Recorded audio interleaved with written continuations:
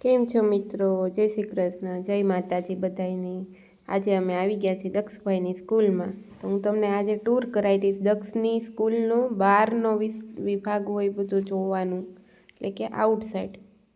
ઇનસાઇડમાં તો હું તમને અત્યારે નહીં બતાવું, ભવિષ્યમાં ક્યારેક તમને ફરી વખત ઇનસાઇડનો વિડીયો બતાવીશ, પણ અત્યારે તમને જો આઉટસાઇડનો વિડીયો। બહાર બગીચો છે, બધા છોકરા હિંચકા ખાતા હતા, તો દક્ષુભાઈ કે આપણે પહેલાં સ્કૂલમાં નથી જવું, પહેલાં ઘડીક હિંચકા ખાવા છે।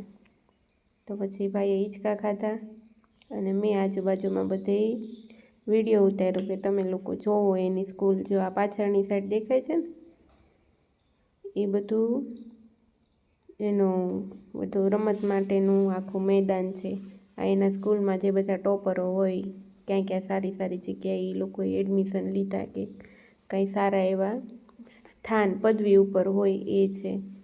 પછી જો અહીંયા બધું પાર્કિંગ છે, જો આ બધી એની સ્કૂલ છે, અહીંથી એની સ્કૂલ ચાલુ થઈ જાય ને। સ્કૂલ તો બહુ મોટી છે, એનું ગ્રાઉન્ડ એટલું મોટું છે ને। પછી આ ગાડી આવતી હતી, હું તમને બતાવવા લઈ જતી હતી એનું ફૂટબોલનું, વોલીબોલનું, બાસ્કેટબોલના ને એના બધા મેદાન બતાવવા માટે। તો પહેલાં જો એની સ્કૂલની સામેની સાઈડ જ મસ્ત મજાનું મોટું ગ્રાઉન્ડ છે। અત્યારે બધા પેરેન્ટ્સ આવ્યા હતા। એમાં એવું છે, તમને ખબર છે, અહીં હોસ્ટેલ છે, તો હોસ્ટેલમાં ઘણા બાળકો રહેતા હોય, એના પેરેન્ટ્સ આવ્યા હોય તો એ પછી અહીંયા 4 વ્હીલ લઈને કદાચ એક દિવસ એ લોકો રોકાતા હોય ને પછી અહીંયા બધે જોતા હોય। જો આ એનું ફૂટબોલનું મેદાન છે।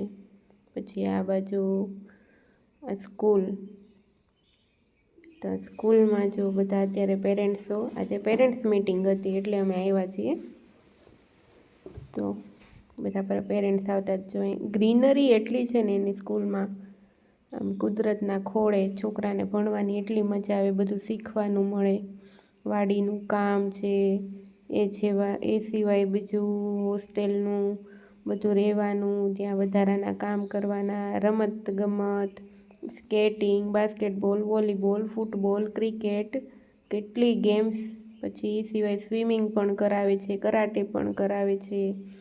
આટલું મોટું મેદાન કેમ્પસમાં છોકરાઓને ઘરે પછી સ્કૂલનો ટાઈમ પણ એવો ડે સ્કૂલ છે એટલે છોકરાને આખો દિવસ બધી પ્રવૃત્તિ કરાવવામાં આવે અને છોકરા એટલા આનંદથી જાય ને। પહેલાં શરૂમાં અમે જ્યારે દક્ષનું એડમિશન અહીંયા લીધું ને તો ના પાડતો, મારે આ સ્કૂલમાં જવું જ નથી, મારે જવું જ નથી, મારે બીજે જવું છે, મારે આ સ્કૂલમાં એડમિશન જ નથી લેવું। પછી આવ્યો 2-4 દી અઠવાડિયું ગયો, પછી કે હવે મમ્મી તું બીજે ક્યાંય શિફ્ટ ન થતી, મને હવે આ સ્કૂલમાં જ ગમે છે, મારે અહીંયા જ રહેવું છે ને અહીંથી હવે બીજે ક્યાંય જવું નથી। એવું છે, મારે નોકરી હોય એટલે ગમીને બદલી થતી હોય તો હું બીજે ગમે ત્યાં જાતી હોઉં તો મારી સાથે હવે છોકરાઓને તે હેરાન થવાનું થાય, એનો સમય બગડે, એનું ભણતર બગડે। પછી જો અમે એ ટૂર કરીને બહાર નીકળ્યા તો આ એનો ગેટ છે, એન્ટ્રન્સ ગેટ। એ ગેટ એટલો લાંબો છે ને કે તમને જાણે એવું લાગે મોટા બગીચામાં આવી ગયા છો અને શાંત વાતાવરણમાં તમે બેસવા આવ્યા હોય અને આપણું માઇન્ડ ફ્રેશ થઈ જાય, બધા દુઃખ દર્દ ભૂલી જઈએ એવું મસ્ત વાતાવરણ અને ગ્રીનરી એટલી સરસ। જેવું આ વાતાવરણ છે એવું જ એનું સ્કૂલનું વાતાવરણ છે। શરૂમાં જ્યારે હું અહીંયા મૂકવા આવીને તો એ જેટલો ના પાડતો ને અત્યારે એ સવારમાં જાગીને એની જાતે જાગી જાય અને જાતે સ્કૂલે જતો થઈ ગયો। એટલે ઘણી વખત ઘર જેવું વાતાવરણ, ભણતર જો છોકરાઓને સ્કૂલમાં મળતું હોય તો છોકરાને આપણે પરાણે મોકલવા જ નથી પડતા, ભાર વિનાનું ભણતર થઈ જાય। એ સિવાય એને જ્ઞાન સાથે ગમ્મત।